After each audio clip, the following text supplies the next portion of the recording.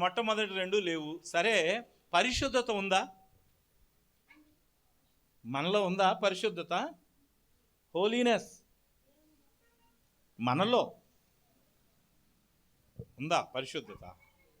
అంత పరిశుద్ధతలో మనము నిండిపోయామా? ఎక్కడో ఇంకా కోపం కొద్దిగా ఉంది, అసూయ ఇంకా కొంచెం ఉంది, పోద్దులే తర్వాత. ఇప్పుడు అయితే ప్రస్తుతానికి కొద్దిగా ఉందిగా. మాట వ్యతిరేకమైంది రాగానే తోక దొక్కిన తాసులాగా బుస్ అని లేవట్లేదబ్బాయి, లెగుస్తున్నారు కదా.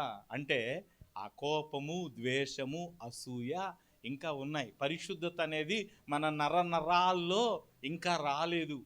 కానీ ఆయన అరికాలు నుంచి నడినెత్తి వరకు పరిశుద్ధత కలిగినవాడు. ఆమేన్, ఆమేన్, హల్లెలూయా. శాంతి, ఆత్మవిశ్రాంతి మనలో ఉందా? కేవలం ఆయనే నెమ్మది కలుగజేయవాడు, శాంతినిచ్చేవాడు ఆయనే. చివరిగా సత్యం అనేది అసలు మనలో ఉంటుందా? అసత్యం అయితే టన్నులు కొద్ది ఉంటుంది. కానీ అంటే ఈ 5 లక్షణాలు ఈ లోకములో లేనివి ఆయనలో లేనివి ఏదైనా చెప్పానా? నేను ఆయనలో లేనివి ఏదైనా చెప్పానా? హల్లెలూయా. ఆయనలో ఈ 5 గుణ లక్షణాలు ఉన్నాయి. అందుకని ఈ లోకాన్ని ఆయన ఆకర్షిస్తున్నాడు ఒక పరిమళ వాసన వలె. లోకములో ఎంతోమంది ఆయన దగ్గరికి వస్తున్నారు, ఆయన చేత ఆకర్షించబడుతున్నారు. ఎందుకు అని అంటే ఆయన యొక్క సువాసన చూసి. ఆయనలో సత్యం ఉంది, ఆయనలో ప్రేమ ఉంది, ఆయనలో దయ ఉన్నది, ఆయనలో హోలీనెస్ ఉంది, ఆయనలో నెమ్మది విశ్రాంతి ఉన్నది. అందుకనే ప్రపంచం ఆయన వెంట పరుగులు పెడుతుంది. దేవునికి స్తోత్రం కలుగును గాక. హల్లెలూయా. అందుకనే ఆమె అంటుంది తర్వాత, నీ ప్రేమ ద్రాక్షారసము కన్నా మధురము, నీవు పూసుకొను పరిమళ తైలము సువాసన గలది.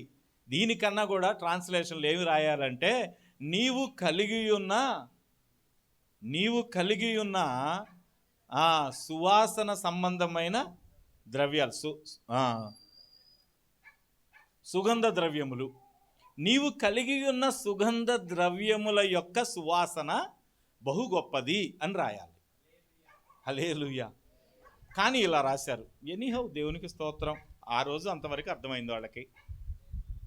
కాబట్టి ఇది ఇలాగ చదువుకుంటే మనకేం అర్థం కాదు. అందుకనే మనం బైబిల్ పుట్టిన దగ్గర నుంచి మనం దాని హిస్టరీలోకి వెళ్ళాలి. ఎక్కడెక్కడి నుంచి ఎలా మారిందో మనం తెలుసుకోవాలి. దేవుని యొక్క మహాకృపను బట్టి ఒక్కసారి మీరు చప్పట్లు కొట్టాల్సిందే, గట్టిగా కొట్టాలి.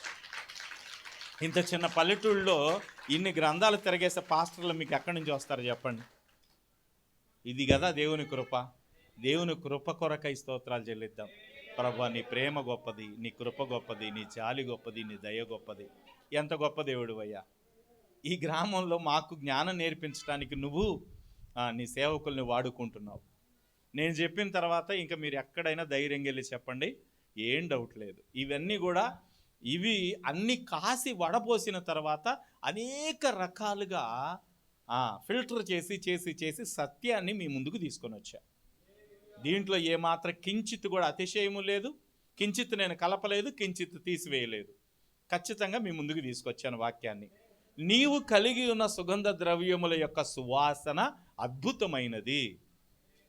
తర్వాత నీ పేరు పోయబడిన పరిమళ తైలముతో సమానం.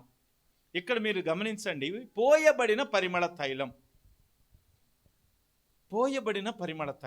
అదే హిబ్రూలో ఏమని ఉందంటే,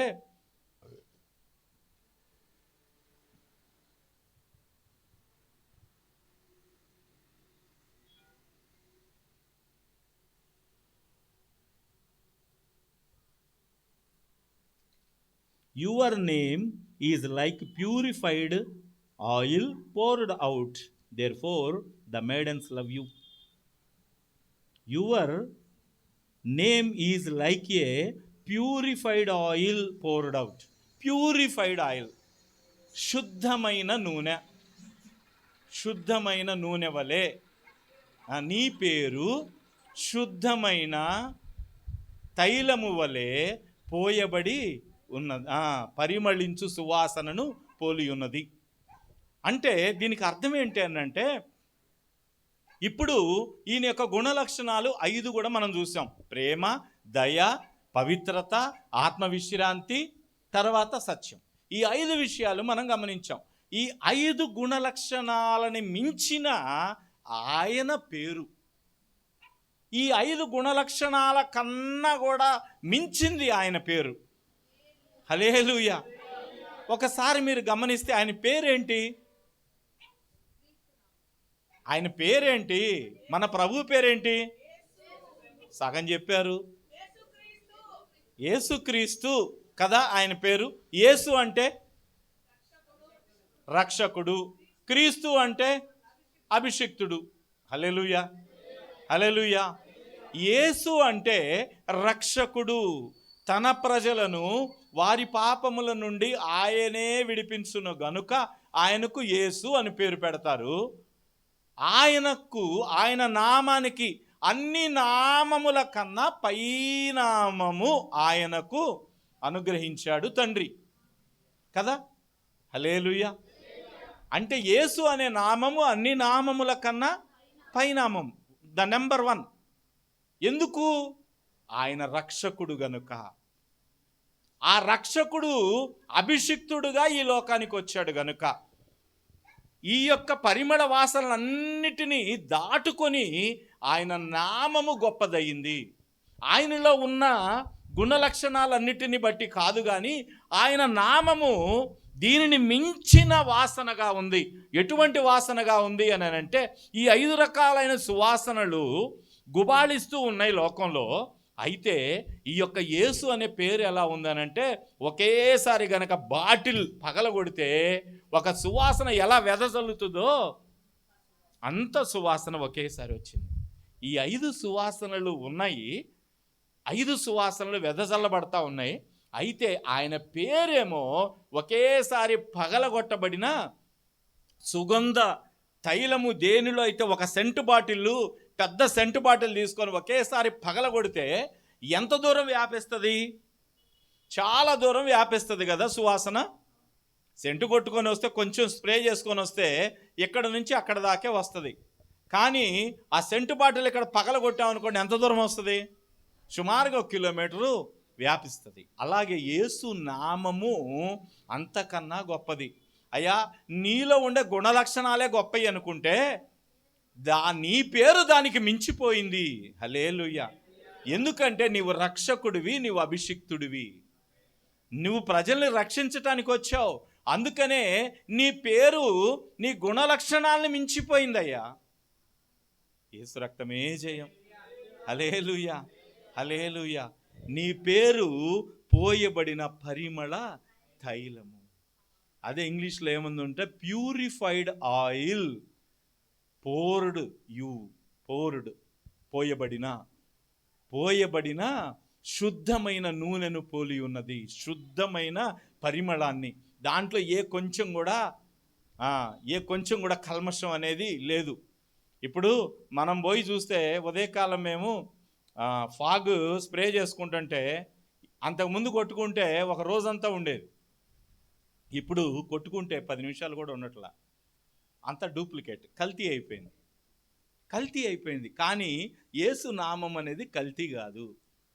యేసు నామము శుద్ధమైనది, యేసు నామము పరిమళనిచ్చేది. ఆయనలో ఉన్న లక్షణాల కన్నా ఆయన పేరు ఇంకా గొప్పది. హల్లెలూయా. అందుకని ఆమె అక్కడ షూలమ్మిత చెబుతుంది, ఇదిగో నాయన, నీలో ఉన్న సుగంధ ద్రవ్యములు లోకాన్ని ఆకర్షిస్తూ ఉండగా నీ పేరు అసలు వాటిని మించిపోయింది. ఆ సుగంధ ద్రవ్యాల కన్నా నీ పేరు ఇంకా అధికంగా మించిపోయింది. అది ఎలా ఉంటుందంటే, ఒకేసారి బ్లాస్ట్ అయినట్టుగా ఒక బుడ్డి గనక పగలగొడితే, అక్కడ ఒక చోట మనం చూస్తాం, మరియా జటామాంసి అత్తరిని సేరున్నర తీసుకొని వచ్చి ఒకేసారి ఆ బాటిల్ పగలగొట్టి పోసింది ప్రభువు మీద. అప్పుడు ఆ సువాసన ఇల్లంతా వ్యాపించింది అని అక్కడ రాయబడి ఉంది. ఎందుకు? ఒకేసారి పగలగొట్టింది ఆమె. ఆ బుడ్డిని పగలగొట్టేసింది. అందుకనే వ్యాపించిందనమాట సువాసన అంతా. అలాగే ఆయన నామములో ఉన్న పరిమళ వాసన విశ్వవ్యాప్తమైంది. హల్లెలూయా, హల్లెలూయా. తర్వాత మాట చదువుదాం. తర్వాత మాట, కన్యకలు నిన్ను ప్రేమించుదురు.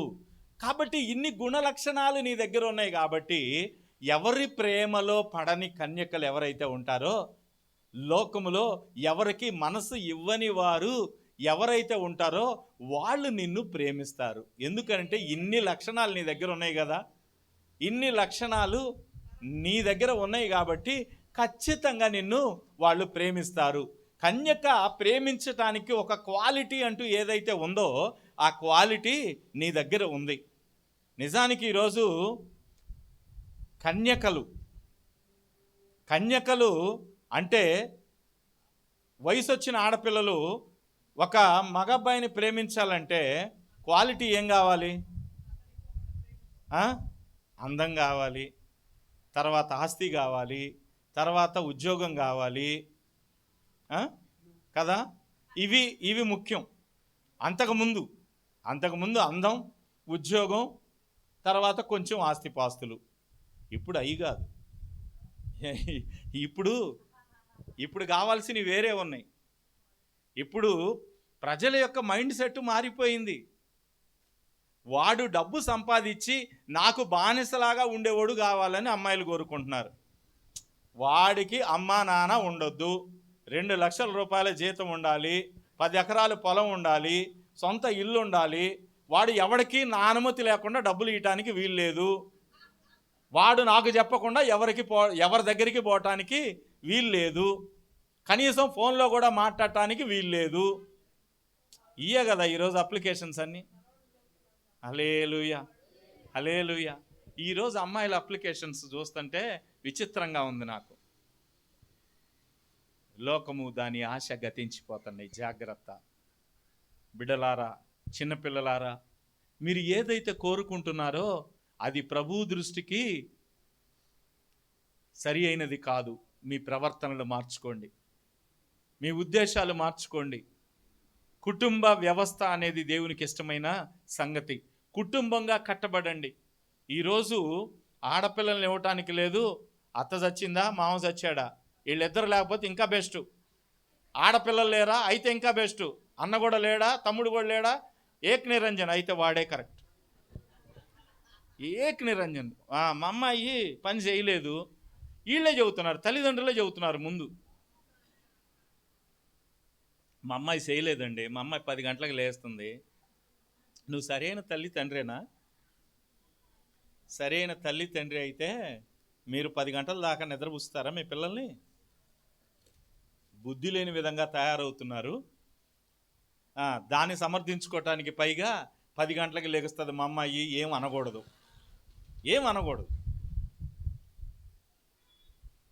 మనం చేసే పనిలో సరైన విధానం ఉంటే ఎవరు ఏమీ అనరు. అందుకని ఇక్కడ కన్యకల ప్రస్తావన వచ్చింది కాబట్టి నేను మాట్లాడుతున్నాను. యథార్థమైన హృదయం కలిగిన వాళ్ళు అని అర్థం. కన్యక అంటే యథార్థమైన హృదయము కలిగిన వారు. యథార్థమైన హృదయం నీలో ఉందా? అయితే నీవు యేసును కోరుకుంటావు. నీలో కల్మషమైన హృదయం ఉంటే నువ్వు దేవుణ్ణి కోరుకోలేవు. నీకు ఆయన ఆహ్వానం నీకు అందదు, నీకు ఆయన గురించి తెలియదు. అందుకనే నువ్వు తొట్టు పడతావు. నిజమైన ప్రేమికుడు ఆయన కనుక నీవు కన్యకవైతే, నువ్వు మెయిడన్ అయితే, ఎవరి యొక్క వలలో నువ్వు చిక్కుబడకుండా నీకు నువ్వుగా స్వతంత్రం ఉంటే నువ్వు ఖచ్చితంగా నువ్వు ఆయన ప్రేమకు పాత్రురాలు అవుతావు. నువ్వు ఆయన ప్రేమని పొందుకుంటావు. కన్యకలు నిన్ను ప్రేమిస్తారు. తర్వాత వచ్చిన ఒక్కటి చెప్పుకొని ముగించేద్దాం.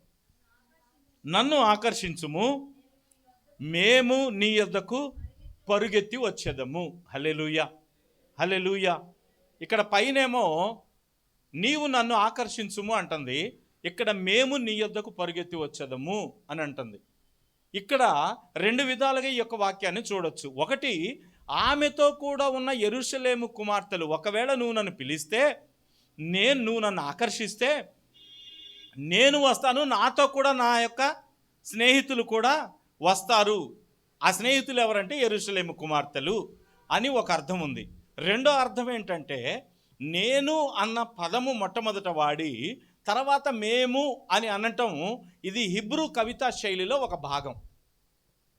అంటే కొన్నిసార్లు అంటాం, నేను అని చెప్పేదానికన్నా మేము వస్తాంలే, మేము చూస్తాంలే. ఆ మేము అనేది ఎందుకు వస్తుంది?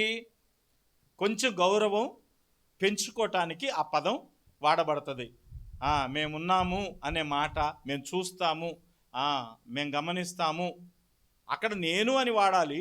అయినా కూడా మేము అనే పదం ఎందుకు వాడతాం అంటే ఇంకొద్దిగా గౌరవ భావాన్ని పెంచాలి అనుకున్నప్పుడు మేము అని వాడతాం. అలాగే హిబ్రూ కవితా శైలిలో నేను అనే పదం కొన్నిసార్లు మేము అని కూడా వ్రాయబడుతుంది. కనుక ఈ రెండు కరెక్టే.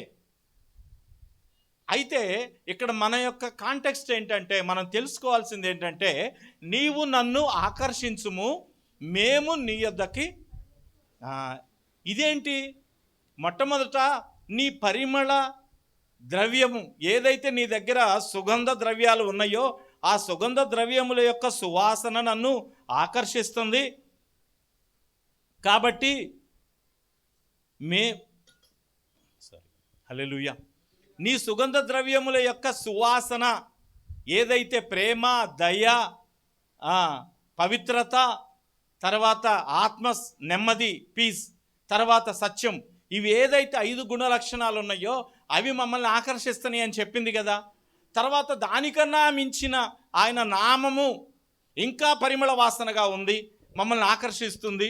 కాబట్టి కన్యకలు నిన్ను ప్రేమిస్తారు, నేను కూడా నిన్ను ప్రేమించడానికి అది కారణం అని చెప్పింది కదా. ఇప్పుడు మరలా ఏమంటుంది?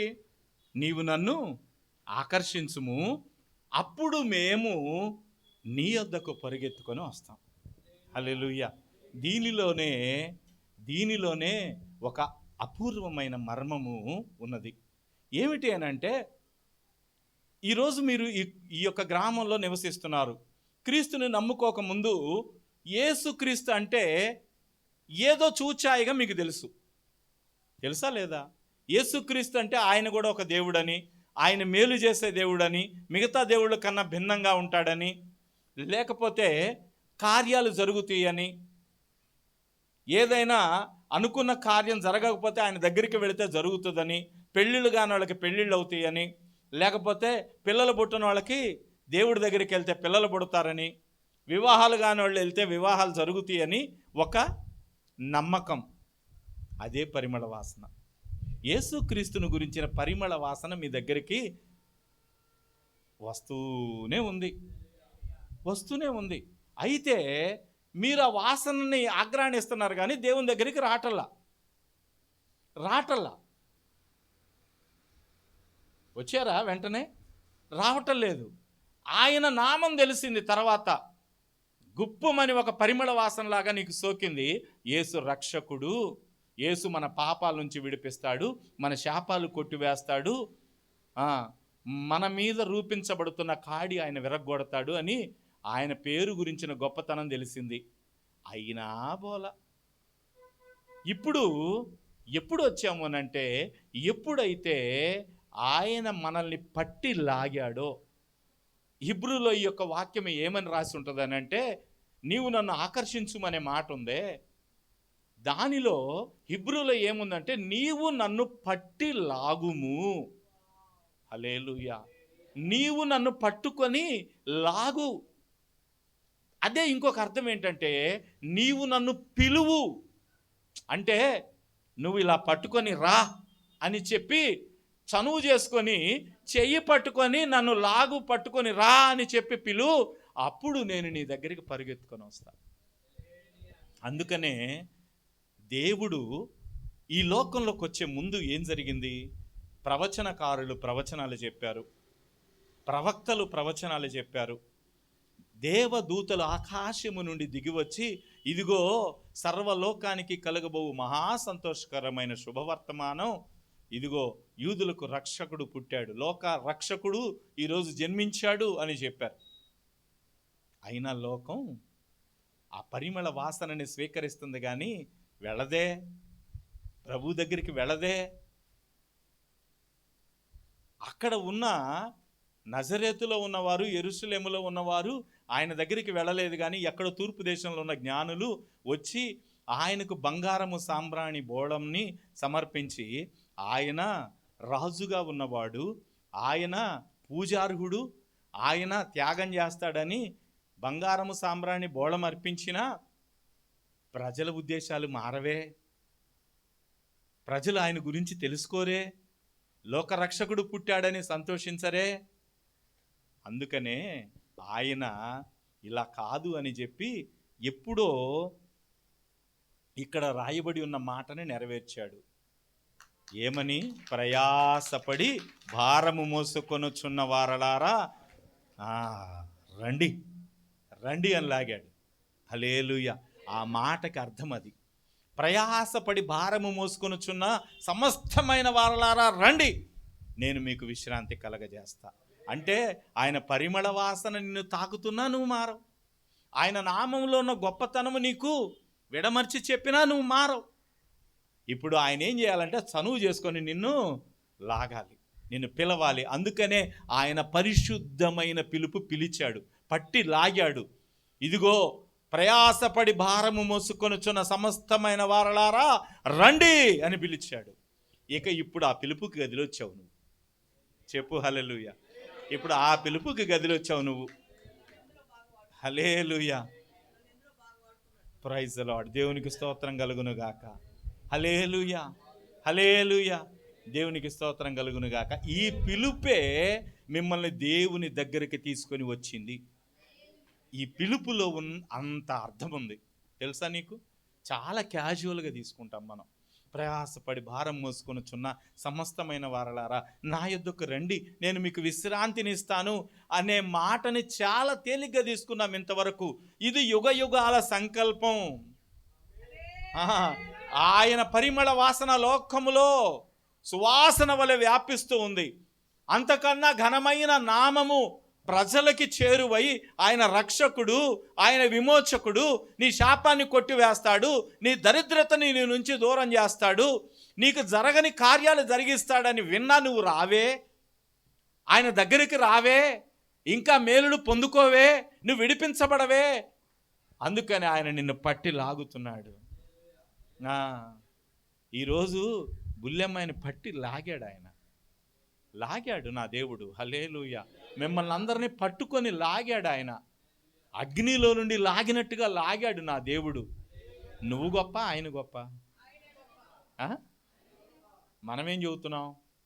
నేను దేవుని నామాన్ని తెలుసుకొని చాలా త్యాగం చేసి వచ్చాను. బుద్ధిహీనుడా, నీ చెయ్యి పట్టుకొని ఆయన నిన్ను అగ్నిలో నుండి లాగినట్టు లాగాడురా. లేకపోతే నువ్వు ఎక్కడికి పోయేవాడువో, నువ్వు ఏ స్థితిలోకి వెళ్ళేవాడువో నీకు అర్థమవుతుందా? ఏ రోగంతో, ఏ వ్యాధితో నశించిపోయేవాడివో, ఏ పాపంతో నాశనమయ్యేవాడివో నీకు తెలుసా? నా ప్రభు జాలి కలిగిన వాడు, నా ప్రభు ప్రేమ కలిగిన వాడు, నా ప్రభు దయ కలిగిన వాడు. అందుకనే ఆయన పట్టి లాగాడు, ఆయన పిలిచాడు, పిలుస్తూ లాగాడు అన్నమాట. రా, ఇంకా చాలు రా, లోకంలో ఉంది చాలులే రా అని చెప్పి పట్టి లాగాడు. అప్పుడు అంటుంది, ఇదిగో నేనున్న ఈ వలయములో నుంచి ఛేదించుకొని రావటానికి నువ్వు నన్ను లాగితేనే తప్ప నేను రాలేను. హల్లెలూయా హల్లెలూయా. ప్రభు లాగితేనే తప్ప. ఆయన పిలుస్తూ లాగాడు మనల్ని. ఒక ఊబిలో, జిగటగల దొంగ ఊబిలో చిక్కుబడి ఉన్న మనల్ని పిలుస్తూ గట్టిగా ఆయన చేయి పట్టుకొని లాగాడు. అందుకనే మనం ఆయన సన్నిధిలో ఉన్నాం. ఇప్పుడు అంటుంది, నీవు నన్ను ఆకర్షించుము. నీవు నన్ను ఆకర్షించుమనే కాదు, ఇక్కడ నీవు నన్ను లాగు, పిలుస్తూ నా చెయ్యి పట్టుకొని లాగు, అప్పుడు నేను నీ దగ్గరికి పరుగెత్తుకొని వస్తాను. ఈరోజు మీరు పరుగెత్తుకొని రావటానికి కారణం ఏంటి? నేను చెప్పే వాక్యం కాదు, మేము చేసే ఆరాధన కాదు, నా దేవుడు మిమ్మల్ని పిలిచిన పిలుపు, నిన్ను పట్టి లాగటం. ఇది సత్యం. నా దేవుడు మిమ్మల్ని పిలిచిన ఈ పరిశుద్ధమైన పిలుపు మిమ్మల్ని ఆకర్షించింది, మిమ్మల్ని పట్టుకొని లాగాడు ఆయనే. ఆ లాగటం వల్లనే ఇప్పుడు మీరు దేవుని దగ్గర ఉన్నారు. ప్రియమైన దేవుని బిడ్డలారా, అసలైన విషయం వచ్చే వారం చెబుతా. అసలు మజా ఇంకా వచ్చే వారం ఉంటుంది. ఇప్పుడు ఊరక ఇంట్రడక్షన్ ఇచ్చా మీకు, కొద్దిగా ఆవగింజలో 60 వంతు ఇచ్చా. ఇంకా అసలైంది ముందే ఉంది. కాబట్టి మీ హృదయాలు సిద్ధపరచుకొని త్వరగా టయానికి రావాలి. ఈరోజు మీరు ఎలాగే విన్నారో అలాగే మీరు వినటానికి సిద్ధంగా మీ హృదయాలు ఉంచుకోవాలి. మళ్ళీ మొట్టమొదటి నుంచి 2 నిమిషాలు రివిజన్ చేసుకొని మనం వెళ్ళిపోదాం. చదవండి.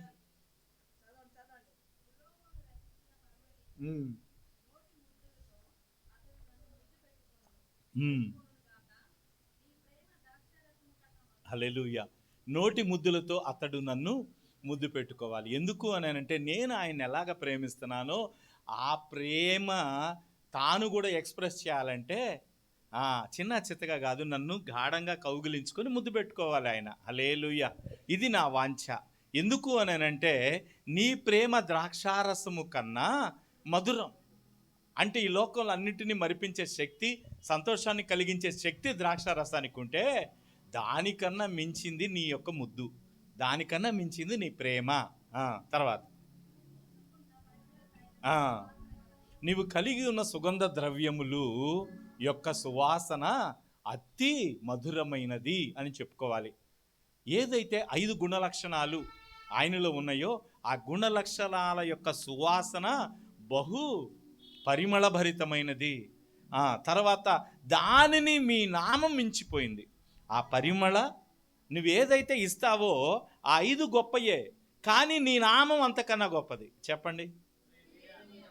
నీవిచ్చే పరిమళ తైలముల యొక్క సువాసన కన్నా, అనగా నీలో ఉన్న పరిమళ సువాసన కన్నా నీ నామం ఇంకా గొప్పది. హల్లెలూయా. అటువంటి నామము దేవుని యొక్క పరిశుద్ధమైన నామం. చదవండి. ఎప్పుడైతే ఈ గుణలక్షణాలు నువ్వు కలిగి ఉన్నావో, ఎవరైతే కన్యకలు ఉన్నారో, ఎవరైతే యథార్థమైన హృదయం కలిగి ఉన్నారో వారు నిన్ను ప్రేమిస్తారు. నన్ను ఆకర్షించుము. ఇప్పటికి 3 వచనాలే కదా అవుతా. హల్లెలూయా, హల్లెలూయా. దేవునికి స్తోత్రం కలుగును గాక. అయితే ఈ యొక్క పరిమళ సువాసన నన్ను ఆకర్షిస్తూ ఉన్నా నా హృదయం కొద్దిగా మొద్దుది ప్రభువా. నా అంతటగా నేను కదలలేనయ్యా, నాకు కొద్దిగా బద్ధకం ఎక్కువ. నీవే నన్ను లాగాలి, నీవే నన్ను లాగాలి. నువ్వు నన్ను పిలుస్తూ రమ్మని ప్రేమగా పిలుస్తూ చనువు చేసుకొని చేయి పట్టుకొని లాగాలయ్యా, అప్పుడే నేను రాగలుగుతాను. యేసు ప్రభు అందుకని పిలిచాడు. ఆయన ఎందుకు పిలిచాడు? కారణం ఏంటి? లోక రక్షకుడని ప్రపంచం అంతా ప్రకటించింది. ప్రవక్తలు ప్రకటించారు, రాజులు ప్రకటించారు, లేకపోతే దేవుని యొక్క దూతలు ప్రకటించారు, జ్ఞానులు ప్రకటించారు. ఎంతమంది ప్రకటించినా ప్రభు ఎందుకు పిలవాల్సి వచ్చింది? లేఖనం నెరవేర్పు కావాలి. ఇక్కడ అంద కదా, కన్యక ఆశించింది కదా, ప్రియురాలు ఆశించింది కదా, అందుకని ప్రియుడు చేశాడు. ప్రయాసపడి భారం మోసుకొనుచున్న వారలారా నా యొద్దకు రండి. ఆయన పిలుపు అది, దానిలో ఉన్న ఆంతర్యం అది. ఆయన ఎందుకు పిలిచాడు? దాని యొక్క నెరవేర్పది, దానిలో ఉన్న అర్థం అది. అందుకని ఆయన పరిశుద్ధమైన పిలుపు ఇది, పరిశుద్ధమైన అన్నిటికన్నా గొప్ప పిలుపు అన్నమాట అది. అది అంత ఆషామాషి కాదు, చాలా తేలిగ్గా తీసుకుంటాం మనం. అంత పరిశుద్ధమైన పిలుపుతో ఆయన పిలిచాడు. ఆ పిలుపే మనల్ని ఆ భయంకరమైన ఊబి నుంచి బయటికి తీసుకొచ్చింది. హల్లెలూయా. ఆ పిలుపే నిన్ను నన్ను ఆయన మందిరంలోకి రావటానికి తోడ్పడింది. ఆయన చనువు చేసుకొని చెయ్యబట్టుకొని లాక్కొచ్చాడు. అంటే నిన్ను ఎవరైతే చర్చికి తీసుకొచ్చారో వాళ్ళ స్పర్శలో, వాళ్ళ యొక్క చేతిలో దేవుని యొక్క స్పర్శ ఉన్నది. ఎవరైతే నిన్ను రాక్కాయ్, రావదిన, రా తమ్ముడు, రా బావా అని చేయబట్టుకొని ఎవరైతే తీసుకొచ్చారో అది తీసుకొచ్చింది యథార్థానికి వాళ్ళు కాదు, నా దేవుడే. చెప్పు హల్లెలూయా, హల్లెలూయా, హల్లెలూయా. కనుక మనం ఇప్పుడు ఏం చేయాలి? పరుగెత్తుకొని నీ యొద్దకు వచ్చేదాం. ఎప్పుడైతే ఆయన పిలిచాడో మనం ఎలా వెళ్ళాలి దేవుని సన్నిధికి? ఏడ్చుకుంటూ పోవాలనా? బాధపడుతూ పోవాలనా? ఇసుక్కుంటూ పోవాలనా? ఓ నాయన వీళ్ళేందయ్యా 5 గంటలు 6 గంటలు ఉంచుతారు, ఏడబోతాంలే అని అనుకోవాలా? హల్లెలూయా, హల్లెలూయా. దీని అంతటికీ ప్రయోజనం మీరు చూస్తారు, ఖచ్చితంగా చూస్తారు. మీరు ఇక్కడ పడుతున్న కష్టం, దీనికి ప్రతిఫలం నా దేవుడు మీకు ఇచ్చునుగాక, నా దేవుడు మీకు ఇచ్చునుగాక. మీ కష్టం వృధా పోదు, మీ బాధ వృధాగా పోదు. వాస్తవానికి ఈరోజు అమెరికాలో 1:30 గంట చెప్పుకునే చర్చిలు వచ్చినాయి. దాన్ని పోలి మన దగ్గర కూడా 1-1:30కు వచ్చేసినాయి. మెట్రోపాలిటన్ సిటీస్లో, హైదరాబాద్ లాంటి సిటీస్లో 2 పాటలు, 1:30 గంట ప్రార్థన, గంట ఇనఫ్, అయిపోయింది, ఇంకంతే. వాళ్ళు ఏమి ఆత్మీయతలు పెరుగుతారు చెప్పండి? ఏమి ఆత్మీయతలు పెరుగుతారు? మీ ఖాళీగా ఉన్న కుండల్ని మేము ప్రార్థనతో లేదా వాక్యముతో నింపుతూ నింపుతూ నింపుతూ నింపుతూ వాటిని ఫిల్ చేసి పంపిస్తున్నాం, వాటిని నింపేస్తున్నాం. ఇప్పుడు ఇంత పెద్ద కుండలో ఒక 2 నిమిషాలు నీళ్లు పడితే నిండుతుందా? నింపుదల లేకుండా ఏమవుతుంది? బాగా ఎండలో ఉన్న కుండ తీసుకొచ్చి ఊరకట్ట ట్యాప్ కింద అట్టబెట్టి టాపామనుకో, దాంట్లో చూస్తే నీళ్లు ఉంటాయా? ఉండవు. ఆ వేడికి అవన్నీ ఆవిరైపోతాయి. అలాగే ఉంది ఈరోజు ప్రజల హృదయం ఎంతో తృష్ణగొని ఉంది వాక్యం కోసం. నీ హృదయాలు అంత తృష్ణ కొనకపోతే మీరు ఎంతసేపు కూర్చోలేరు. ఐ షూర్లీ టెల్ యూ, మీ హృదయము తెరవబడి ఉంది దేవుని దగ్గర. ఇంకా శ్రేష్టమైన విషయాలు మేము నేర్చుకుందాం, ఇంకా ఆయన మాటలు మేము వింటాం, ఇంకా మా హృదయాల్లో మేము దాచుకుంటాం. ఆ వాక్యము చాలా శ్రేష్టమైనది, ఇంకా అద్భుతమైన వాక్యం మాకు చెప్పాలి మా పాస్టర్ గారు, ఇంకా మేము ఎంతో నేర్చుకోవాలి అనే ఆశ, తృష్ణ మీకుంది. కానీ లోకంలో చర్చస్ ఏం చేస్తున్నాయి అనంటే,